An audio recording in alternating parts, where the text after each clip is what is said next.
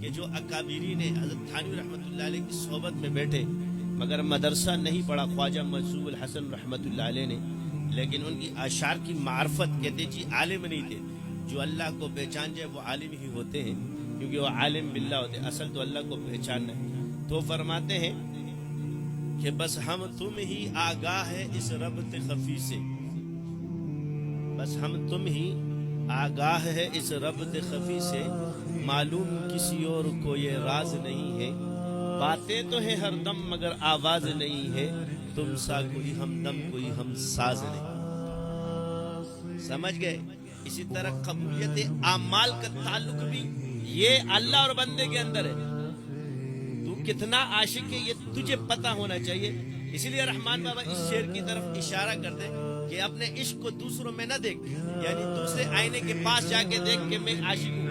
وَإِذَا رحمان پا عاشقی کی کمی نشتا تو ولی پا اینا کی زانتا گورے، تو المؤمن مراعت المؤمن، تو دوسرے بزرگ کے پاس جا کر کے اپنی بزرگیاں نہ ناپ، عاشق دا اللہ تو عاشق شاہ۔ یہ تجھے پتہ ہونا چاہیے کہ تو اللہ کا کتنا عاشق ہے۔ اس کا پیمانہ اللہ نے کسی ولی کو نہیں دیا، کسی عالم کو نہیں دیا، یہ ربط بھی قبولیت کا تیرے سے، یہ بھی اس میں داخل ہو گیا۔ بس ہم تم ہی آگاہ ہے اس ربط خفی سے، معلوم کسی اور کو یہ راز نہیں ہے۔ تیسری چیز آپ کا انجام ہے، کون ایمان کے ساتھ مرے گا، کون ایمان کے بغیر مرے گا۔ تو آج کا صوفی یا آج کا مولوی یہ کس طرح فیصلہ کرتے ہیں؟ جب ابراہیم بن ادھم جیسی شخصیت کہتی ہے کہ آپ حضرت کس غم میں، فرمایا مجھے 4 چیزوں نے پریشان کیا ہے۔ جب عالم ارواح میں اللہ تعالیٰ نے سب سے بیعت لی تھی، پوچھا تھا الستو برب، پہچان کرائی تھی، معرفت کرائی تھی، تو اس وقت میں کالے چہرے والوں نے تھا یا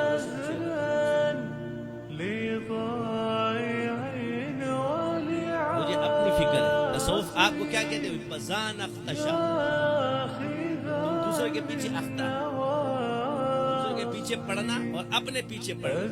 دوسروں کے پیچھے پڑھنا یہ کم بات ہے، اپنے پیچھے پڑھنا یہ بڑی بات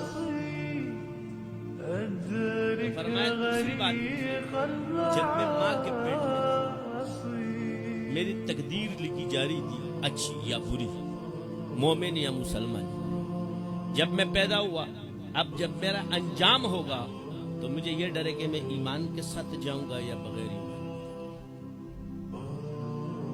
یعنی یہ وہ لوگ کہہ رہے ہیں جو معرفت کے سمندر تھے، اور آج کا ایک ناقص عارف دوسروں کے فیصلے کرے گا تو پہلے اصلاح ان چیزوں کی ہونی چاہیے۔ چوتھی چیز ہے اجتہاد۔ کیا ہے؟ علمی بات ہے کہ مجتہد کے قول کا فیصلہ آپ نہیں کر سکتے، کیونکہ اس کا بھی نتیجہ غیب ہے، کیونکہ اس کے لیے بھی آپ کو مجتہد ہونا چاہیے۔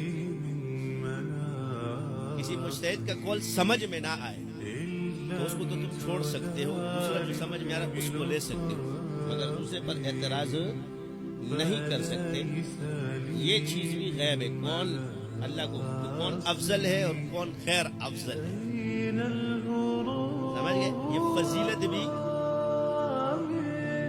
آپ لوگوں کے ہاں ہمارے تو یہ صرف علمی ظاہری طور پہ ہم کہہ لیں تو اللہ کے ہاں کون افضل ہے اور کون غیر افضل ہے انسان کو پتہ نہیں ہوگا۔ لیکن ایک بات ضرور ہے کہ ولی کو پتہ ہونا چاہیے۔ ایک ولی ہوتا ہے جس کو پتہ ہوتا ہے کہ میں ولی ہوں، اور ایک کو پتہ نہیں ہوتا کہ سمجھ آ گئی؟ ہر ایمان والا ایک لحاظ سے تو ولی ہے کہ وہ ایمان والا، تو اس کے ولایت کسی ایک چیز کے ساتھ اللہ نے خاص نہیں رکھی، کہ معلم جو ہے نبی کل کا نام ہے اور ولایت جزیات میں ہے۔ سمجھ آ گئی؟ یہ جو خلافت معودہ ہے یہ کلی ہوتی ہے، اس لیے جزی نہیں، یہ کسی کو حاصل ہی نہیں ہوگا۔ یہ تم ڈرامے شروع کر دیتے ہو، سیاست دانوں کے پیچھے خلافت راشدہ چاہیے اور فضل الرحمان صاحب ایسے ہی لگا ہوا ہے۔ سمجھ آ گئی؟ بعض چیزیں دیکھو کہ آپ کے اکابرین کس چیز میں متفق ہوئے اور ان کا نعرہ کیا ہے۔ اگر بر صغیر میں ایک تحریک چلی تھی تو اس میں 2 چیزیں تھیں، ایک نے کہا تھا کہ مسلمانوں کا الگ ملک ہوگا اور ایک نے کہا تھا کہ نہیں ہم سب اس ہندوستان کو سیکولر ملک بنانا. اور اس جمہوریت پر آپ کے اکابرین کا اجماع ہے, اختلاف نہیں ہے. کیا ہے یہ جو خلافت راشدہ کا قول کس نے پیش کیا تھا؟ یہ ہمارے اکابرین میں سے کسی اور نے پیش کیا ہے, جس کو ہم مودودی صاحب کہتے ہیں. کیونکہ ہمارے ہاں صحابہ معیار حق ہے, تو ہم جب اس تک تو ہم پہنچ ہی نہیں سکتے, ہم تو ان کو فالو کریں گے نا. جن کے ہاں نہیں ہوتے وہ اونچی چلانگے لگانا شروع کر دیتے ہیں.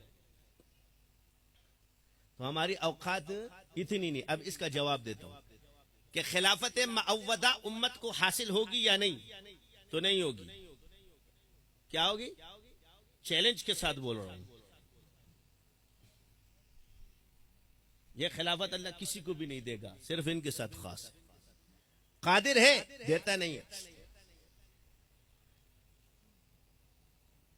اس کی وجہ ہے ابو بکر صدیق رضی اللہ تعالیٰ عنہ, حضور جب پردہ فرما گیا تو آپ خلیفہ بنے. یہ پہلا خلیفہ ہے جس کو عوام نے چنا تھا. جس جمہوریت کو تم کفر کہتے ہو, پہلے میں اس کا جواب دیتا ہوں. کس نے چنا تھا؟ اور یاد رکھے کہ رائے کے اندر شخصیت کے مرتبے کا اعتبار نہیں ہوتا, تعداد کا اعتبار ہوتا ہے.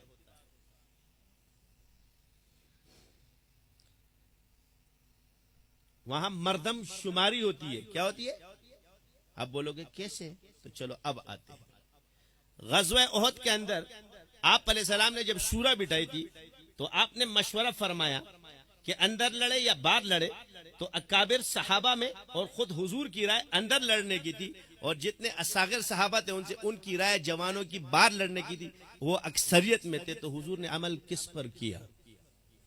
اگر یہاں مرتبے کو دیکھا جاتا تو مرتبے میں تو برابر ہی نہیں ہے.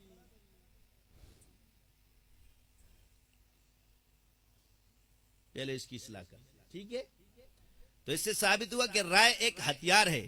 اگر وہ اسلام کے لیے استعمال کوئی کرتا ہے تو اسلام نافذ ہوگا, اور کوئی کفر کے لیے استعمال کرتے تو کفر آئے گا. اب یہ ہے کہ ابو بکر صدیق رضی اللہ تعالیٰ کو چنا کتنے؟ سارے صحابہ نے.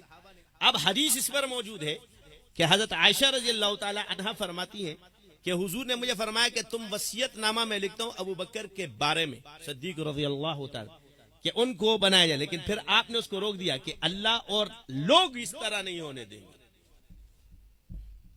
چلو یہ دلیل تو ٹوٹ گئی. ہمارے قابل کیوں وابستہ ہے؟ سمجھ گئے؟